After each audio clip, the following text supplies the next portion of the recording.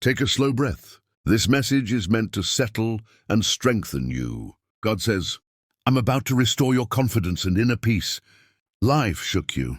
Experiences changed you. Moments of loss made you question yourself. You became careful, quieter, less sure of your steps. But God says, what happened to you did not remove what I placed in you. Confidence may have faded, but it was never destroyed. Peace may have been disturbed, but it was never lost. God says, I am restoring from the inside out. Not loud confidence, steady confidence. Not temporary calm, lasting peace. You will trust yourself again. You will move without fear. You will speak without hesitation. God says, peace will no longer depend on circumstances. Even when things are uncertain, your heart will remain settled. Even when answers take time, your spirit will stay anchored. You are not fragile. You are healing. You are not weak. You are regaining strength. God says, this restoration will feel natural.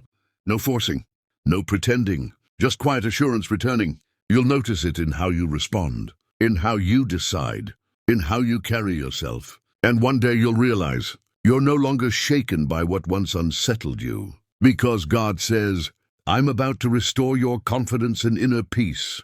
And when I do, you'll walk differently.